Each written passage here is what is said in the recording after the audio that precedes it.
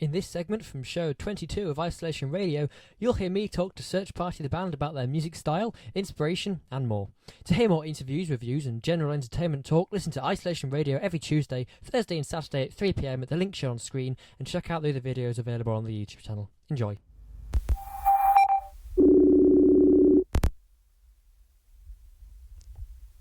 Hello. Hello. Here we go. More people are joining now. I thought it was just Keane at first, but we do seem to have Henry and George as well. It's a one-man band. Of the band. Hello. Okay. Hello. So we may as well start straight off and not dilly-dally, get straight into it. I've got a few questions lined up. I did give them a quick preview so they weren't stumped. And I thought I'd ask them some quite interesting questions and try and find out who Search Party the band are. So I'll end this question at Henry. Henry, what does your band name mean exactly? Why is your band called Search Party? Well, it's a bit of a joke, really. We were originally a four-piece band, and then Sam, our old bassist, left. And so we became a search party to find a new bassist, which in the end we decided not to bother and just become a three-piece. Right. So how does a three-piece work for those people that have no idea about music? Henry, you can take this one again since you answered the first one.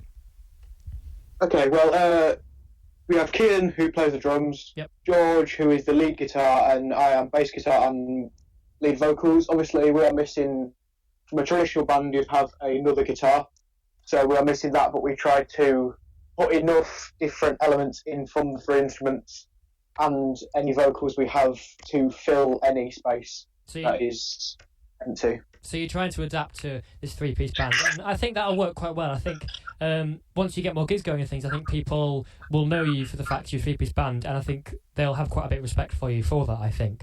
So next question, really, to find out more about who you guys are, because for anybody listening could be thinking you're a jazz band. We don't know who your influences are. So, well, Keane, if you want to take this one, who are your biggest influences? Who are you influenced by as a band? Well, for the band, it would be bands like you've got Arctic Monkeys quite heavily, got Catfish and Bottlemen, kind of Oasis. It's just kind of the indie rock style that we kind of take on, but they make it our own at the same time. Right. And for those of people that don't know, what does indie mean? Because a lot of people may hear it, but don't actually know what indie means.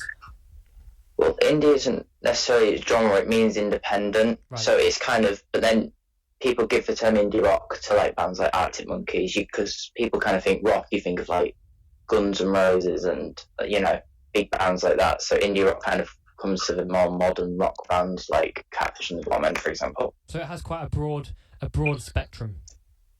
Yeah, it does. Yeah.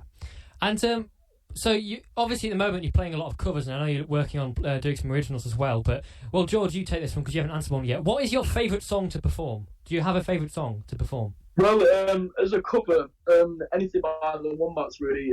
We're working on moving to New York at the moment, and songwriting, probably a song we've been working on for a while and is coming on quite well, but that was written originally as the four-piece, but we've had to obviously retain it and put it back into the three-piece. But my favourite song, especially, is Moving to New York by the Wombats, because it's quite a crowd pleaser, really. Cool. And speaking of songwriting, you touched on it there. Henry, you can start, and then if Keane has anything to add on, you feel free to do that. What is your songwriting process? Because, as I said, I know you guys play a lot of covers, but I know you are working on originals, and obviously now you're a three-piece, you might have to adapt some of the things you created originally. But, Henry, how does the songwriting process work for your band? Does each person write for their own instrument, or do you write the lyrics first, or music first, etc.? Give us people an insight of how you create your original songs. Well, honestly, it's a bit of a mixed bag. I am usually in charge of lyrics, being the one that sings them. Yeah. But one of the first song I ever made was I was given a piece of the back into the music and I put words to it. Right. But that isn't how we've always been writing the songs. It's really different each time.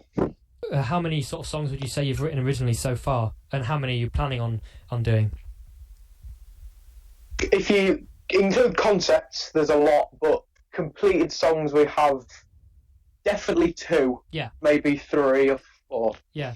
Well, songs are really difficult to write, so that's understandable, and I think a lot of the covers you do, obviously, I've heard you guys play quite a lot, and they're really good. So I'm looking forward to hearing your original songs as well when lockdown's finished.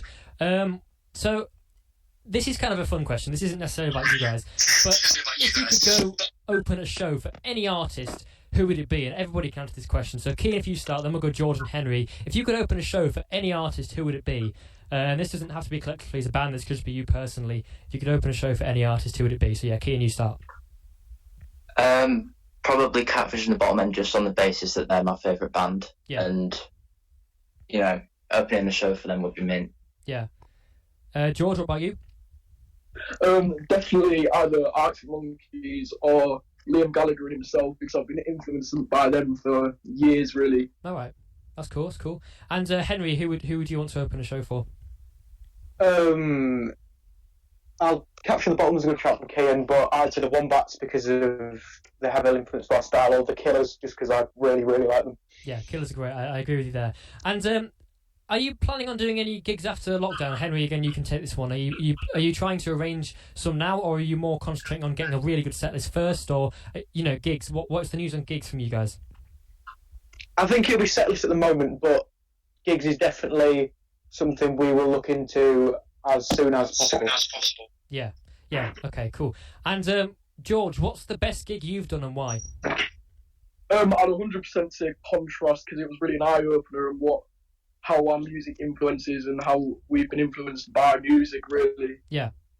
And Kean, do you want to just explain to people that don't know what Contrast is, what Contrast is exactly? So, school has year 10s and they have to organise a concert and they have to bring in external artists, and each artist gets around a 20-minute set, so we fit in about 4 songs, I think it was. Yeah. And you just get to go on and you get to give it a go, because we haven't actually managed to get many gigs yet, because, well, that was kind of what we were trying to do, and then obviously with the current situation, so that's kind of coming after lockdown, so we're using this to kind of, build a massive set list in time for the end of it. Well, speaking of set list, Henry, give us a few songs that are on your set list. We have a couple of songs of Wombats. We have Move to New York and Kill the Rex, which we'll come back to. All Things I've Done by the Killers. We've got loads of different stuff. I was going to chip in. All right. Yeah, no, that sounds really Remember cool. Anything? Sounds like a cool set list, that. And what I asked you to do, I asked the band basically to suggest a song to play on the radio so they can introduce it. So we'll say bye to you guys now, but let's say, Kean, I think it was you that suggested it first, although I expect all of you definitely agree.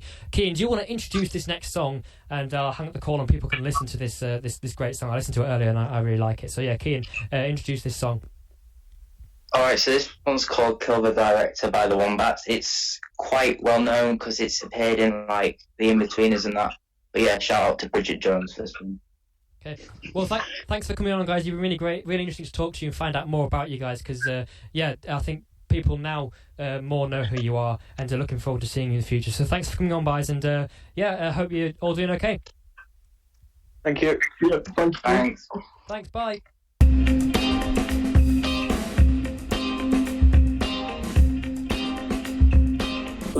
Isolation Radio.